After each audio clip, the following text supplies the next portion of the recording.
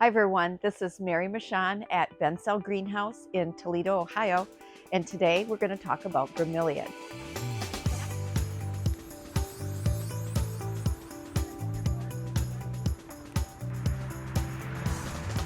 So the reason why I'm talking about bromeliads today is because about 3 or 4 weeks ago, I noticed on this type of bromeliad here that it was just starting to peak this brilliant pink bloom.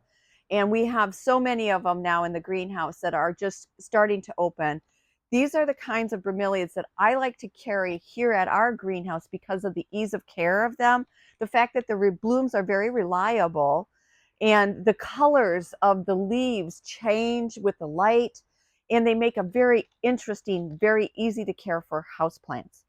There's a lot of different types of bromeliads out there. Many of them need a lot more care than the ones that we have here. Being in the Midwest, I like to have plants that are fairly reliable and don't require as much heat and humidity as some of the other bromeliads that you will find possibly in the grocery store, or for all of you that are in warmer climates in the US, you're going to find different varieties. I'm going to focus on the varieties that I like and that are reliable and work really well in this area. So again, here is this bromeliad here. It's called Bromeliad fantasia.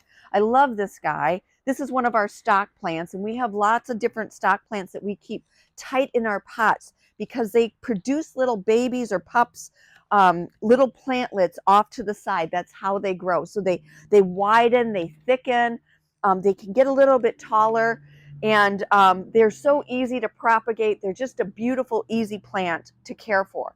So again, this is called Bromeliad fantasia. With brighter light, the more light that you give it, the more colors, more polka dots you will see in the fronds. This is another Bromeliad, this yellow and green one. This plant is just absolutely gorgeous.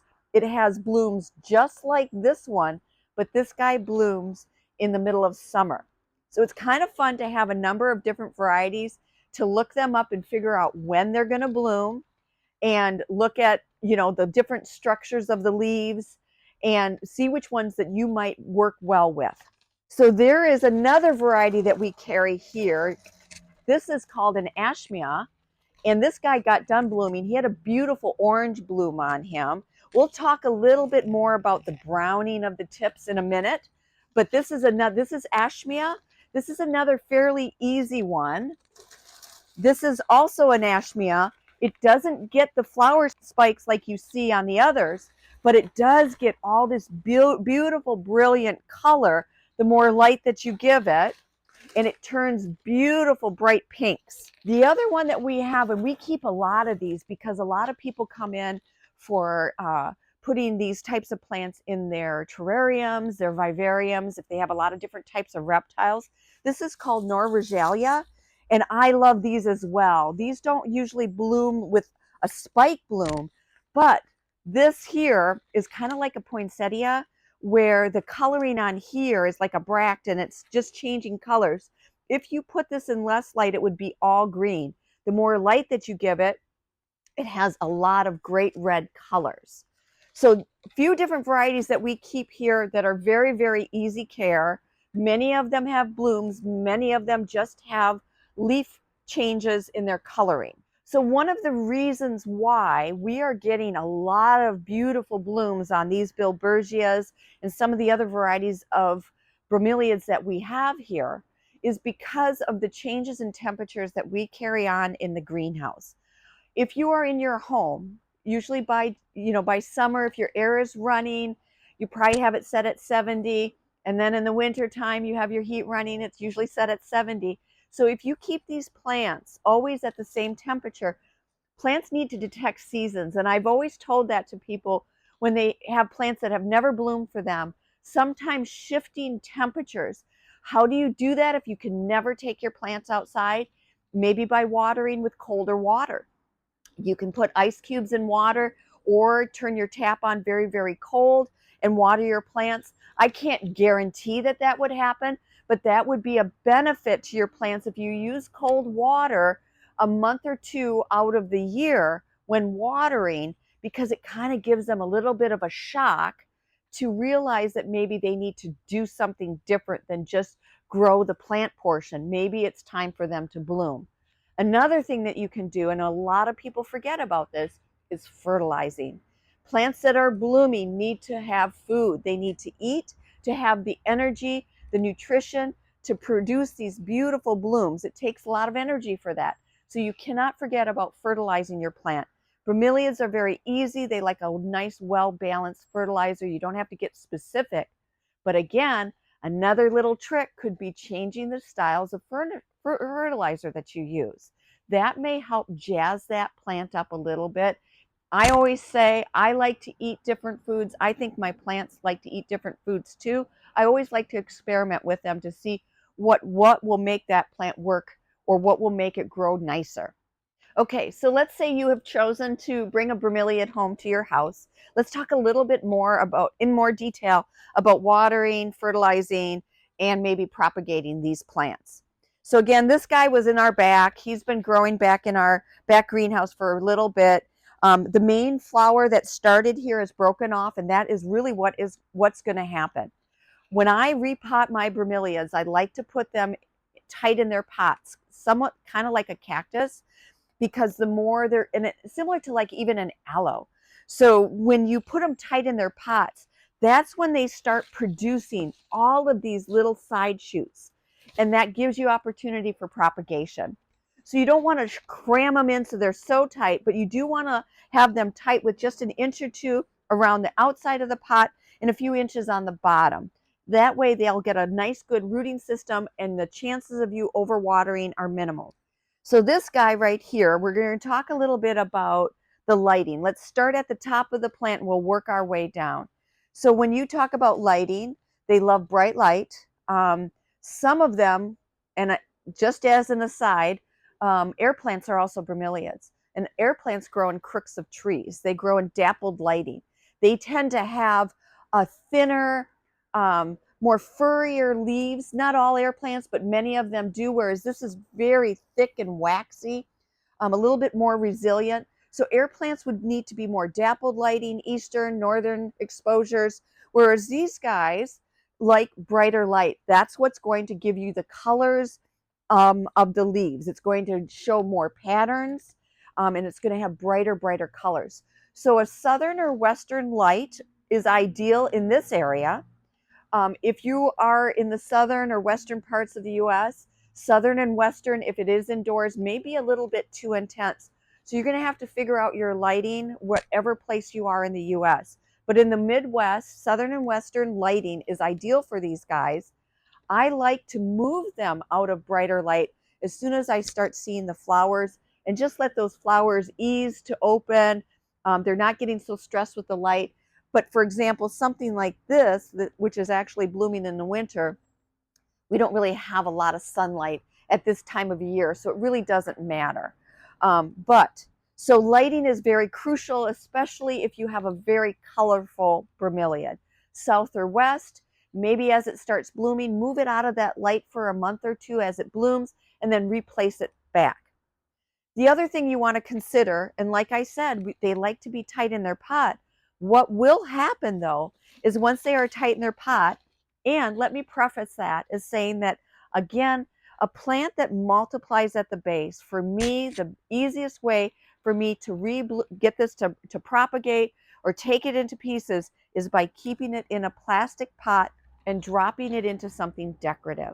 Plastic pots have a lot more give. So when your plant is producing all of these little side shoots, that plastic can kind of give and it allows those shoots to keep growing so you have more plants. If you want to put it in something ceramic, glazed, very tight like that, then just realize that that opportunity for that plant to produce all those little side shoots may not be as prolific as if it was in a plastic pot. So if I have mine in plastic pots and they're in a tight in their pot, I tend to keep an eye on these guys. This guy I've already cut in half, but he started off in this little plastic pot right here. Okay, he was very tight. I pulled him out of the pot, okay, and I want to separate that. So what I did, and what you can see on these guys, is you can see in between the nooks and crannies of the plant, you can often see that there is some space in there for you to get a knife in, a very sharp knife, and cut it apart, okay? You may sever some of the root systems down here, but these guys are so forgiving, it's really not going to matter. So what I will do with this piece is I will just repot him right back into this pot and find another pot for this guy. If you are cutting your plant up, if you are cutting up your plant and pieces of these, if these little babies fall away and there's no root system to them, do not worry. You can propagate them, and I really enjoy propagating my bromeliad pups in perlite. That is really the best way so that you don't get rot at the base. If you take this little pup like this and stick it into a pot of wet soil, it will tend to rot. Perlite, when you water it in, holds moisture for a bit of time and then it wicks it away so that these types of plants are not sitting in constant wetness. That is really important to get them to re-root. I also have a video on putting things in perlite to propagate them. You may want to check that out on the Bensell channel as well. One last point about this Norvegelia, and these grow so uniquely. So here's all these little babies off to the side growing. Here's this nice, beautiful mother plant. She's growing all these babies.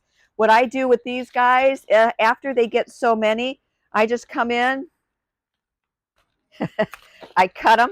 I cut the babies off, okay? He's got a nice long stem. I don't like that stem that long, but I do like to keep a nice stem. Oh my God, this is tough. I'm gonna cut that off. So now I have this little baby. Now what I'll do is I'm just gonna stick this guy into my perlite, and in a couple months, especially now that it's winter, it will take a few months, it will start rooting. I can take those guys out, put them in their small little pots, grow them on, start all over. Okay, so we've talked about the blooming, the light, the propagation of these guys. I can even show you how to do it on this plant. Let's talk a little bit about soil, because a lot of them are in soil. They love nice, loose, well-draining soil. Don't get a soil that has a lot of peat component to it, because that holds too much moisture for these types of plants.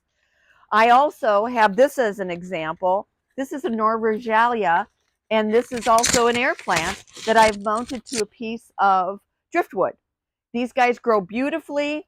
It took a little bit, so I mounted them, laid them down. It was just one plant, and now look at all these beautiful babies. The one reason why this works here is because of the high humidity here in our greenhouse. In your house, if you wanted to do something like this, it would be wonderful in a terrarium, a vivarium, or if you're hanging it in your house, this would be something you either have to take it down and soak it often or mist it often to keep that humidity and water level up there for that type of plant. But what a great idea, what an interesting way to display these types of plants. So let's talk about watering, which is really very, very important. Again, bromeliads typically come from South America. You see them a lot down in the Florida areas, you know, southern, very high humidity states. So here we have them in Ohio or in the Midwest. How do I water these types of plants? They, like I said, they like humidity and they like water and they like warmth. So when I water bromeliads, we water them thoroughly. We have a nice light draining soil. We water them thoroughly, but we don't let them get soaked and stay soaked for very long. They like to drain and dry out. So you want to have the soil moist and let it approach dryness before you water it again. And the other thing is to add a little extra humidity around the plant, which it will love, is the way these plants grow is they tend to leave little pockets in their leaves as they are tight. And we tend to come through. We have a wand when we water, but what you would want to do is take a small glass or a watering can and make sure that you're getting water down in what I call the little cups of the leaves. And so this guy is fairly tight. It might be harder for you to realize where you're going to put that water. But then as like this Ashmia, this guy, you can literally pour water straight down in here into the insides, and then you can actually see all the cups that are down in here that you can have water in.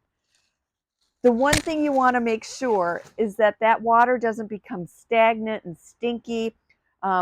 Chlorinated water from your tap has, of course, it has chlorine, it has fluoride in it. And that is sometimes why you'll see the tips of these browning. So a distilled water might be a good way to water these, but then again, distilled water has no mineral components to it whatsoever. And sometimes the plants really need something. So if you're doing distilled water, you do need to fertilize a little bit more frequently. But adding a lot of water into the cups and then making sure that you don't let the soil get soaked for very long is crucial for these guys. They will rot. Now, one of the reasons why I pulled this guy, and he's a little ugly and lopsided and all of that, is what I wanted to show you so that you're not surprised by this. But because of the way that these plants grow and all these babies or pups that grow around the side, they start surrounding the very original mother plant, is what I call it. That plant will bloom and then it dies back. And you can see that in this plant right here. This guy is turning brown and dying back, so I can either twist him away and he doesn't seem to want to come out, or I'm just going to cut him out, let babies grow around him. So go ahead and try a bromeliad, everyone. They are beautiful plants, and when you have colors like this in your house and ease of growth, they're just a really interesting plant to have in your collection. Hopefully this helps. Hopefully you'll try a nice bromeliad and you'll get beautiful blooms like we see here at our greenhouse.